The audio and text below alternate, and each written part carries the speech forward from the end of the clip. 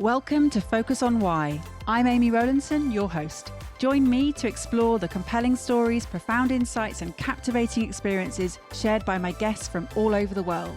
Focusing on the importance of why, these relatable, uplifting, and inspiring conversations will empower, motivate, and guide you to create your own purposeful way of life. Have a purpose, have a plan, focus on why. Do you truly understand the power of a focus on why in business? Are your employees fully engaged? Do they consider their work meaningful? Or does your organisation have purpose gaps? Focusing on key areas of employee engagement, contribution, fulfilment, well-being and purpose, all of which have proven links to increased productivity and profitability, I deliver inspiring, mesmerising and captivating talks and workshops providing clear, actionable steps to take. To discuss your specific business needs, reach out to me via the link in the show notes and together we can plug those purpose gaps. Today on Focus on Why, I am joined by Heather Townsend. Heather, welcome. Thank you so much, Amy. I've been looking forward to this. It's always a treat to work with you. Oh, thank you. And what is it you're looking forward to in particular, do you think? We rarely in our busy lives get time to pause, to reflect, to review. And actually, I think this will be a great opportunity for me just to pause, reflect, and review, and just take stock of where we are and let's see what happens in this conversation.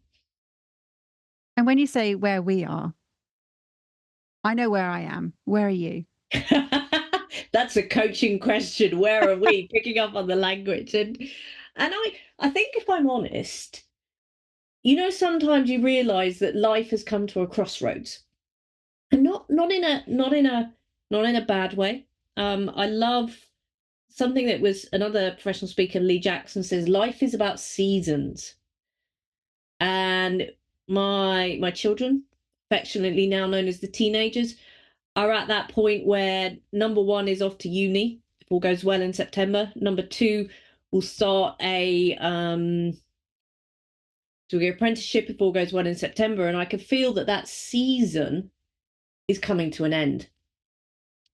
And, my parents are a certain age. We're now planning how do we move down there? So a new season is starting. That's kind of where I am at the moment, I frequently feel like I'm the adult in the room many times. And I would have never described myself as the emotionally mature one, but it seems that season is now on where, for whatever reason, I am now the adult in the room. And being that adult in the room, are you talking about having to make decisions and taking responsibility? What is it that being an adult in the room means? I've always taken decisions. I've always taken responsibility. I've always been that person that has been prepared to be stand up and been counted. Even if that has made me universally unpopular, I've always been that person to speak my truth. To use that analogy, some people, if they're not from the UK, may not know, but I play with a straight bat, i.e., I'm a straight talker. I say it like it is. I don't play games. And so I've always been good at taking decisions. It's not about not taking decisions. It's about the role of emotion. And far too often, my role as executive coach, facilitator, I am helping people get to a conclusion, but very often it's emotions that get in the way. And in fact, the last 12, 18 months, a core part of my work has been really thinking about, well, what do you stand for? What is really important here? What is, some people use the phrase, what's your why? Some people use the phrase, what's your North Star? I love the phrase, what do you stand for? And it's a great way of reconnecting what's important. And that adult in the room that I feel I am a lot of the time is helping people reconnect to what's important, to get rid of that story of emotions. You hear people going, I can't work with them. I hate them. I can never do this. I'm triggered. That's just emotions. And we've often got to move past it. And, chapters happen, as I said, and I've always been one to run away from conflict. I've never enjoyed conflict. I wouldn't call myself a people pleaser. That's not who I am, because I tell people how it is. You can't, it's very difficult to be both. But one of the things about becoming Councillor Heather Townsend back in May 2023 is conflict landed on my doorstep, whether I liked it or not. And I'm embracing discovering that you can work through it. You can put stuff to one side. And that's part of the reason why I often feel like I'm the adult in the room, because I'm seeing these emotions flying past and the fears and this, that, and the other. And I'm often the one going, well, what really matters here? Let's put all that noise to one side. What really matters here? What are you going to do as a result of that? And that's both within the local council work, but it's also within my business work, that there's a lot more of that. Well, what really matters? And I'm having more of those conversations. Put that to one side. What really matters here? And it's interesting because I might be wrong, but what I'm hearing is this shift from a flight response to a fight response in terms of what really matters to you. Instead of walking away, it's like, no, I'm going to do something about this now. I'd probably actually just slightly tweak that and go, I've always been prepared to fight. I've always been prepared to hold my corner, but actually I'm more prepared to walk away now. And I know that sounds really strange and it's almost the opposite, but when you're driven by emotion, you want to get the last word in. You want to demonstrate that you're right. You want to put that last comment on. You want to block that person. You want to do all of this. Whereas one of the things that I've really learned, and that's been a small business owner now for the last 15 years, is, and I have this conversation a lot. What is the narrative? What do you want to get out there in the world? What's actually important to you? What should you respond to? What should you walk away from? And there's an awful lot now of me going, I don't need to respond to that. I don't need to have that dialogue. That's their world. That's what they want to. Let's moral high ground, elder stateswoman, whatever you want to call it. But I'm frequently finding that that's my path now. So what has shifted for you, Heather, in changing that, in having that new mindset? I wish I could come out with a nugget for you and go, it's this. Yeah, I think it's going to sound cliched. The years passing, you learn to be less emotive. You learn to realize the stoic in you, what really matters. But there's also about energy. One of the busy business owner anyway. How on earth I thought I had a spare 7 to 10 hours a week on council stuff? I had no idea. So there's always a lot coming at me. And you can't fight on every front. You can't. I don't have the energy to be lobbing bombs, responding to stuff. And it's just where am I supposed to be? What conversations am I supposed to be having? And it's a realization about use my energy more appropriately. Absolutely. And the whole introduction there of being less emotive and more stoic, in terms of the perception, the action, the will that comes with stoicism, what is it that you are looking to achieve from this realization? And I guess the reallocation of your energy. If I knew what I was trying to achieve, that would be a good thing. I think, and I think something that I saw it written, it was a LinkedIn post, but I don't even know who it was, who said, for the first 5-10 years of my business life, I was actively trying to avoid the highs and the lows. Whereas now I've realized that the game is enjoying the highs and the lows.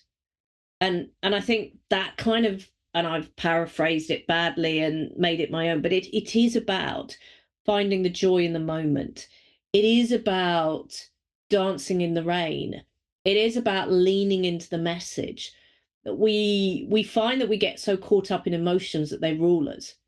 And you could go, well, was there one thing that did this? No, I think it's there's a lot of little things that led up to that. There was 5 years of listening to headspace philosophy, that Buddhism that coming in about leaning into the emotion, number of books read, learning a bit about neuroscience. And I've not done, I'm not a counselor, I'm not a mediator, but a lot of what I'm doing is into that space of learning to be in control of your emotions, and knowing sometimes that they are going to lead you, and you've just got to recognize that. And that's the first step to kind of go, hang on, is this where I want to be? So it is, and I forget the question, but it is about, when you have a finite amount of energy, it's about making sure that you're using it for the right reasons. And have you got those defined, Heather? Is it a movable feast? As soon as you know you've got it for the right reasons, you've got it for the wrong reasons, because that is about hanging on to something that might not be right. And the right reasons are all about enjoying the journey for me. The right reasons are about standing up for what matters. I'm in a period of flux with what's happening politically around me. I'd never describe myself as a politician. I'm an independent councillor. I'm here to represent my residents. A number of things that have happened that have really shaken my values. And normally, when previously would have shaken my values, I would have been, that's it. My relationship with you is over. But it's been about reconnecting with, well, what is my North Star? What am I here for? It is to represent my residents. That means that various things have happened. I've got to find in my heart forgiveness, acceptance, and move forward. And that's coming back to what I mean by being the adult in the room. And when I'm in the conversations, people are going, well, don't you hate them? Are you ever talking to them again? And I'm like, yeah, we'll be working with them tomorrow. Oh, and it is about that, enjoying the journey and knowing that you're on the right journey. And for me, knowing that right journey is about, what if commitments have I made? I have made a commitment to my residents, tick. I've made a commitment to my company, to the clients, the members I serve, to support them. That is a commitment. That's what I'm there for. I've made a commitment to myself personally. Now, is this written down? Will you find a tombstone? Will you find a bit of journaling? No. But there is a commitment for me to develop. There's a commitment for me to be who I need to be there in the moment. There's a commitment for me to address many of my shortcomings, which are many. Nobody's perfect, least of all me. Don't ask me that question about what are my shortcomings. Leave the coach in the box for the moment. There's a commitment to my family now, and I know when a lot of people do values exercise, they come up with family, and for me, loyalty is really important, and that comes above family, because family can often be seen as the people you're physically related to. And what happens when you become estranged with family? That can be a massive, devastating blow. And of course, I've got immense loyalty to my close family. I'm not saying I haven't, but I think it's, the more we get fixated on family is only by birth, the more that we can actually miss out on some really strong positive relationships. So for me, family is incredibly important. I've got a son that is taking a big step into the big wide world. I'm not sure whether the world's ready for him or he's ready for the world. We'll soon find out. And that's incredible. And the right road for me is supporting him, supporting my daughter, and supporting my husband as we start to navigate that next phase of our life, which I've called after children. So I've heard here so far, Heather, ages, stages, seasons, chapters, roads, crossroads, particularly, and these cycles of life and the journey. All of this is alluding to an ongoing evolution. Yes. And the not knowing of what's next. You mentioned about acceptance and forgiveness. And in terms of being in the moment, is that new for you to really hold in the moment instead of planning and preparing and future thinking? I don't know. One of the consequences of having a busy business that's been growing, having great clients, moving my role from being the brand expert to try to be more of an ambassador, and there's a real tension between that. Then adding on the council work, the aim to become a councillor was to ground myself, because as you know, as a speaker, executive coach, top facilitator, you can have a very pampered life and live in a bubble. Being able to fly to places is not normal for work. That is not normal. And the council stuff has really grounded me and really been grateful for the little things. Actually having food in the fridge is a privilege, not a right. Actually having a safe, secure home is a privilege, not a right.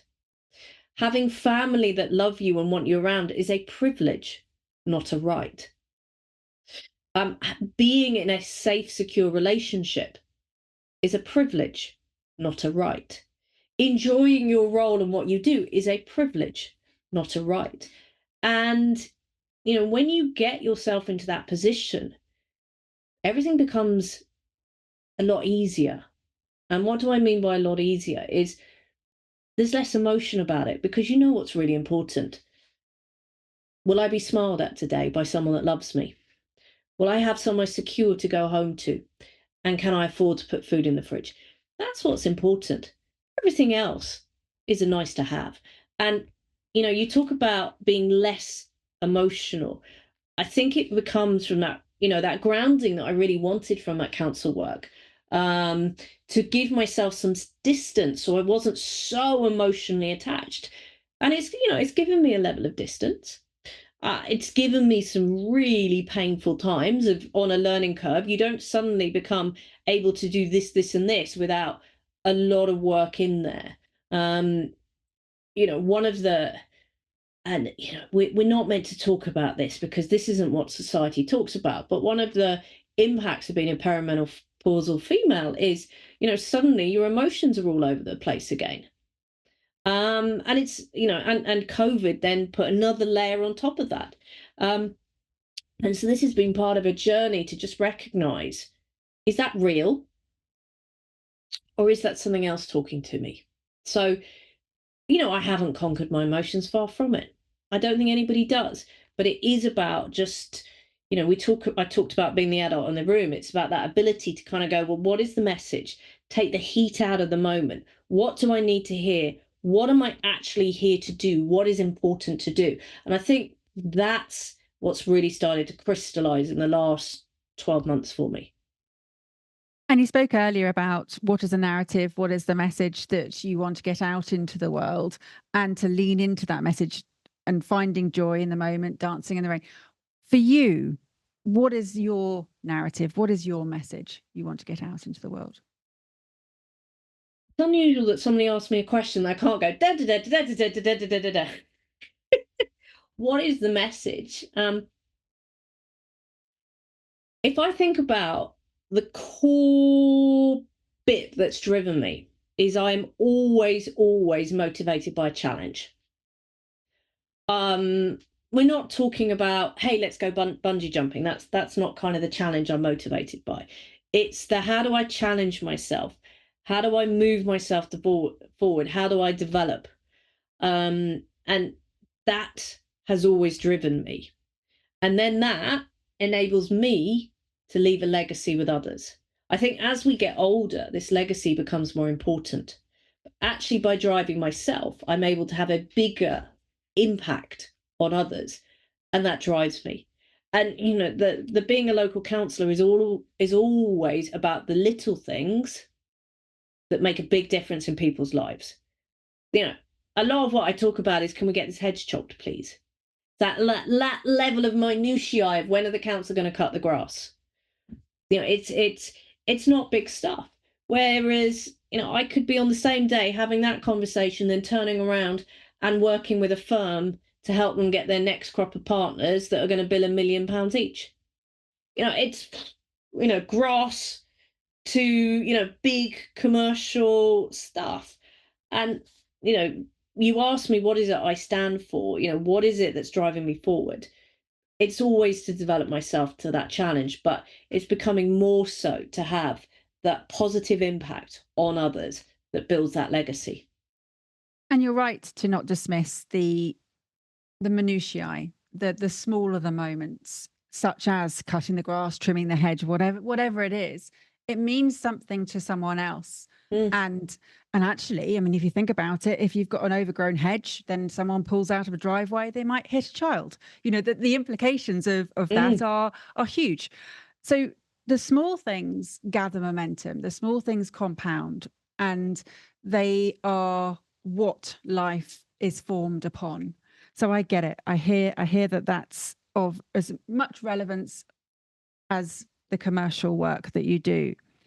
What I'm interested in particularly is this motivation by challenge. A lot of people look for the easier route in life. You don't seem to want to do that. I wish I could. Wouldn't it be lovely if you were motivated to take the easy route? And I know enough about myself that it was an email written to a group of people and it had a purpose, and I was leaving that group, and I said, I can't be half in, half out. I'm the sort of person that 100% commits, because if I'm half in, half out, I get bored. And I'm a nightmare when I get bored. I say stupid things which are negative towards me. Not in a, hey, I'm going to say Heather's a horrible person, but I just stuff blurts out that has my intent never matches my impact. And I've recognized if I'm bored, if I'm not fully committed, I'm an absolute nightmare. And it I wish I could take the easy path. I wish I could be a lurker at the side of the room, but that's not me. And it's about embracing who you are and recognizing where you're at your best. I'm laughing with you, Heather, because I recognize so much in what you just said in myself. And I know this isn't about me at all, this podcast. This is your time to shine the light on you. It's so true, that moment of when you tip into boredom, I also get frustrated and maybe short, rude, inappropriate, whatever it may be, to shorten that moment of being there and to go into something that is, I'm going to learn, I'm going to grow, I'm going to be interested in. This moving forward, as you said, into this leaving legacy stage. You said you were right at the beginning, you were at this crossroads, and that Lee Jackson talked about season, that life is full of seasons. This crossroads, what are other options for you other than legacy and impact? Oh, that's the thing. There's always loads of options. And sometimes those options get handed to you. You never realize your parents' health is frail until it's frail. My parents are now, we are celebrating, tomorrow is my mother's 80th birthday, and we all knew in the room that we'd be do well if she will probably not see her 90th birthday. And that is, shall we say, a grounding moment. And that could change the course of going down there, being on site to support them and take some of the weight of my dad. um, that's an option. An option is, why don't I fully embrace the political life? It's not an option I'm going to take, because uh, I've got no drive to be an MP. I've got no drive to be leader of the council. It seems like a lot of emails and admin for a little bit of status, and status doesn't drive me. Status doesn't drive me, which infuriates a lot of people, because they're like, don't you want to be this? Ah. Nah. And when you're not driven by status and you're in acceptance of, I'm happy where I am, it's very difficult for anyone to have any levers over you. One of the things I've discovered, if you're not fearful of whether the answer is A, B, or C, you've got no emotional attachment to A, B, C, it means you're a lot more resilient if A, B, or C happens, and nobody's got any levers, which is brilliant. So for me, the options are, I could become more political.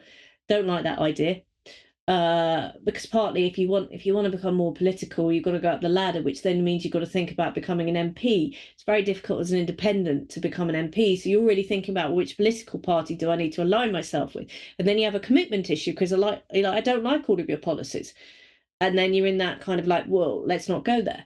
You've got the, do I grow my business and take it to a certain point? And yeah, absolutely, that is very much on the option I'm taking is very much grow the Accountants Growth Club, take it so it becomes an employee-owned trust, so I can become an employee, and it becomes far more legacy there. We've got the how to make partner side of what I do, where I'm supporting people who are typically 0 to 3 years out from making partner to their first couple of years of partner, making that big transition and going between employee to owner. That's not going away anywhere. Love that bit. Yeah, it's become more of a content business, less of an in-person training business. But that's one of the journeys that I've been on and will carry to go on. I love the fact that I can have 300, 400 members of our academy, Progress to Partner Academy, all around the globe, that I can be literally changing their lives. And that makes a big difference. The amount of people that have got in contact with me and said, I've read your book, it really helped, I made partner. And there's part of me that goes, that's great. There's also part of me that goes, damn, you didn't have coaching by me.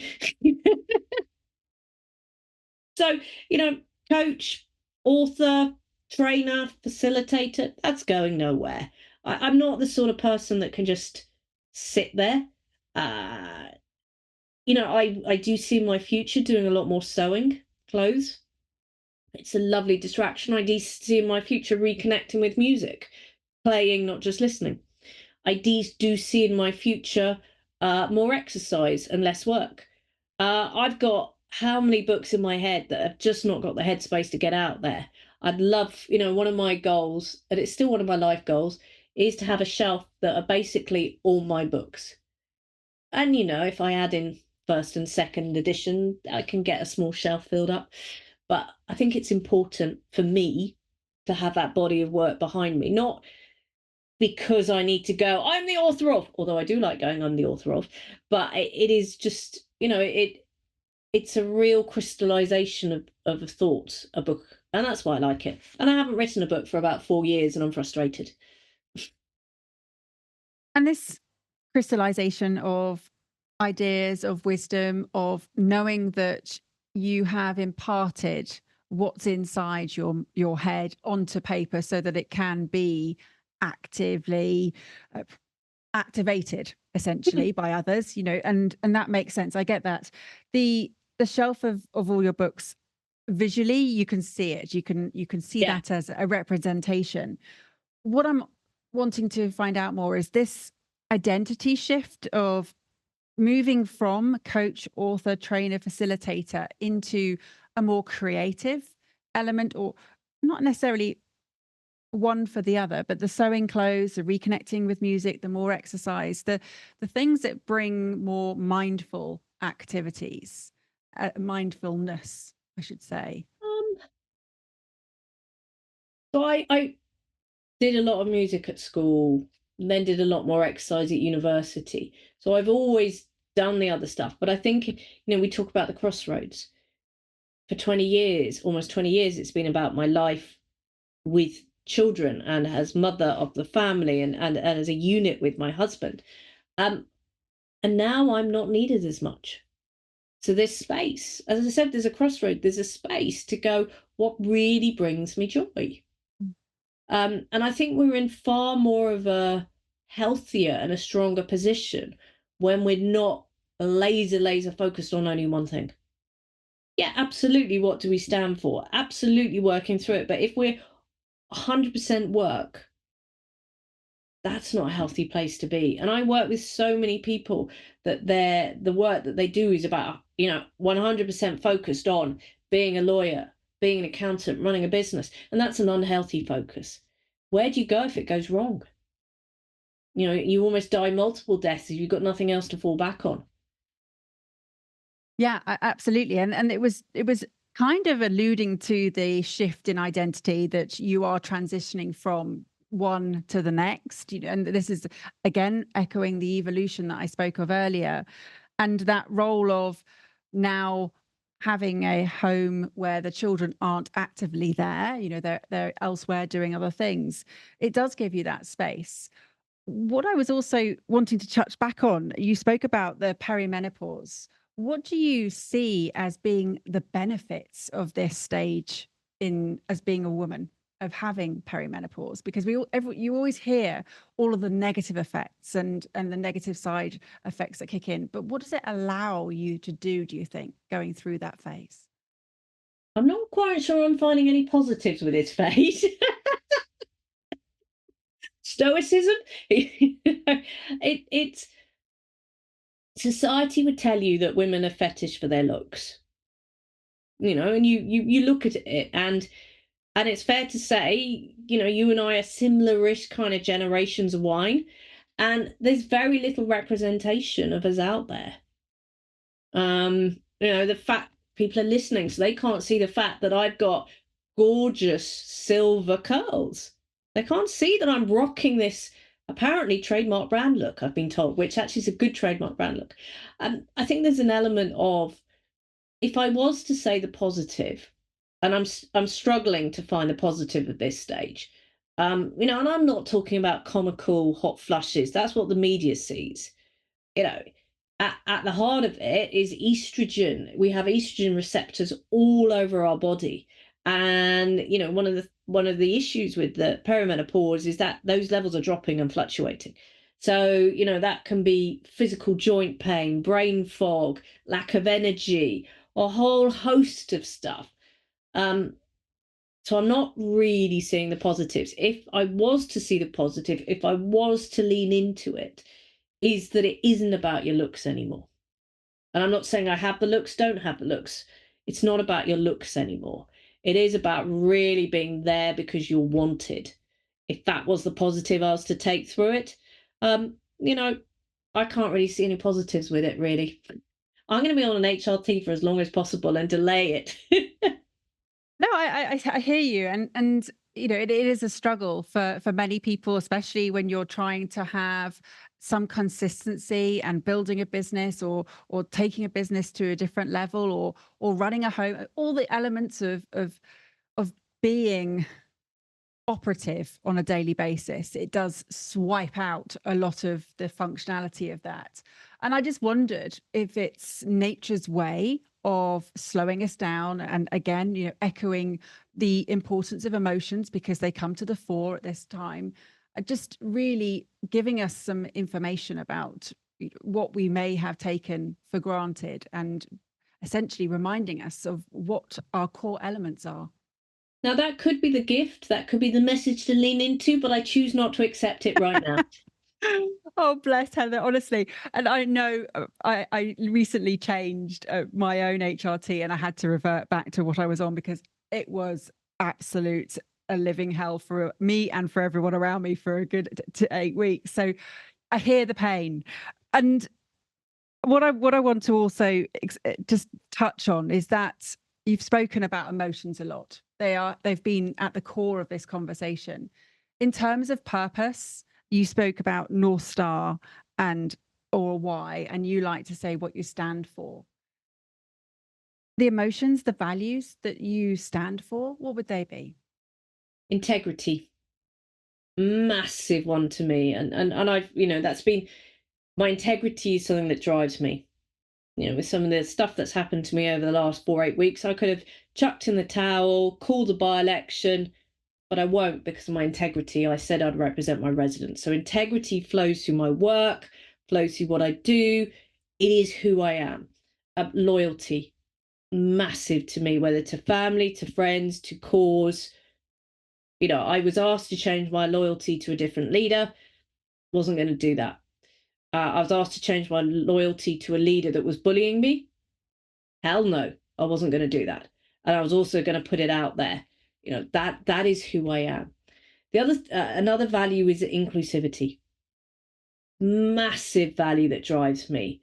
It is about making sure that we're able to bring and have a party that everyone feels invited and also comfortable. It's not just about being invited, but they feel right to be there. That's from everything from realizing my son being dyslexic, that actually putting light writing on a black background can disclude some people, through to, I've got autistic nephews and nieces. I've got a trans niece. My daughter has a thing for trans females. So that inclusivity is far more than just, do we need to have more females on a platform here? It's far, far wider than that. And that making sure that we've got a world that embraces people who they are for what they are. So inclusivity, integrity, loyalty. independence and autonomy. It might be the same thing, it might be different. As soon as I feel that I'm dancing to somebody else's tune, I stop the record and put a different one on. I'm an absolute nightmare if I don't have that autonomy or independence. I don't think it's any accident that I chose to be an independent counsellor. I'm one of these people that I need to feel all in before I can follow someone. The problem with politics is you're never going to be all in with one party. It's always going to be at best 80%. Don't like that. Wouldn't like to be whipped and have to go against that. It comes back to that integrity. So for me, it is that loyalty. It's about integrity. It's about independence, autonomy, and it's about inclusivity. That's me in a nutshell.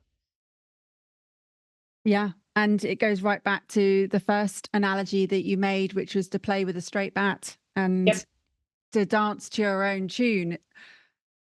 Coincidentally, what is that tune, Heather? What is your theme song in life? You want to reconnect with music? I don't really have a theme tune. I have too many. Music for me is something that's very important, but it's about connecting a memory with music. I could talk about March Slav and the trying to get that damn piccolo in tune right on the top notes, but it's that beautiful, real crescendo and build up and the light and the shade in that music. That's something I want played at my funeral. You can look at something like, the music from West Side Story and the emotion, the pathos, the absolute beauty of the words. For me, music is not kind of rap. It's not kind of electro house. That's not music. It has to have a tune. It has to have a story and it has to have a tune. And a rapidly repeating note or beat is fine for maybe it's going around, but that's not music. That's functional. For me, it's about something that you can connect and move with you. We talk about, Beethoven Piano Sonata that I walked into my wedding, that absolute stillness and calm as the notes descend. There's a whole lot of music, but as you notice, I'm associating it all with a memory, a moment in time that takes me back to that moment. And there's something curious there about the fact that music can represent so much that we can't actually articulate. Yes. And it would be lovely to go, I've got one favorite musical. No, I have a top 5 and then I have a top 10. And it's very few. In fact, the only one musical that I was just like, nah, was about cats. It's about the only one musical I was like, what's all this about? Yeah, I love Memory. It's one of my favorite pieces. Play it on the piano. But it's the one musical I'm like, yeah, it's a bit weird, isn't it? Yeah, I don't know it as well, which is probably for the same reason that it never really caught my attention as others have. And absolutely. I mean, I remember growing up to all different. I mean, West Side Story was a huge piece of music. It was fantastic. I'm wondering here, Heather, from all of what you've said, in terms of what you stand for, your focus on why, you started being at that moment where you said you're at a crossroads and you wanted to use this time to pause, to reflect and review. Has anything come up for you in this conversation? Well, firstly, I'm glad you asked me the question about values because I knew the answer to that one. We didn't need to dig into anything. No, it's been nice just to kind of acknowledge that I am at that crossroads and it is okay to feel uncomfortable with it. But you know what? It's lovely to feel like the adult in the room and not feel like that's a burden. We so often are the adult in the room for our children, but then, emotion takes over and we're not the genuine adult in the room. And yeah, there will be moments where I'll be spitting bricks and swearing at someone. That happens really rarely now. It's lovely to be able to kind of go, right, that's what's important to me, that I can leave behind. And it's better to go into a position of forgiveness and acceptance rather than carry that extra baggage with me. I don't need it. And is there anything that you'll be taking forward You mentioned forgiveness and acceptance again. Is that something that is a regular practice for you? No, it's not really, is it? Let's be honest. For most of us, it's not a regular practice, but it is such a powerful place to be in. There's a number of individuals that have been part of my story that have left scars, and it would be far more powerful to genuinely not get triggered by them. It's all very well to say, "I forgive you. Go in peace, my child," but that doesn't stop that moment where you. So yeah, for me, it is about practicing that. Let's be the adult in the room. Forgiveness and acceptance, it's huge, and it is a huge step to take. But when you do, you recognize, I have, I've learned this lesson myself, that in the end, you're only ever hurting yourself by holding on. Yeah, absolutely. There's goes back to, what's your North Star? What you're here to deliver? What is your purpose? What do you stand for? Use that to anchor yourself, and everything else becomes easier after that. Well, that is a bombshell to stop on, I think. A mic drop moment. There we go.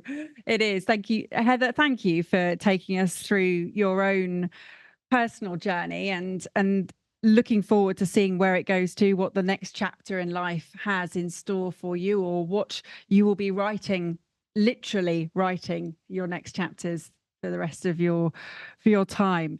How would people connect with you? They can come and find me on LinkedIn. They can come and see my websites that are there.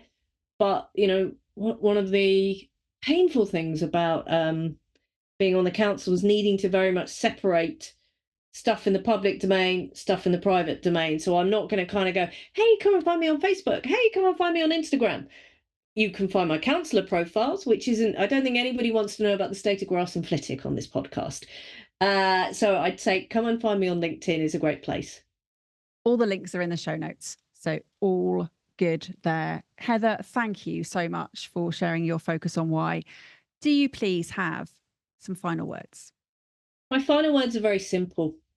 Focus on that North Star, whatever you stand for. Put that at the center. And then it's about making friends with the highs and lows and learning from that rather than fearing. We always fear the lows, but let's see it as you either win or you learn.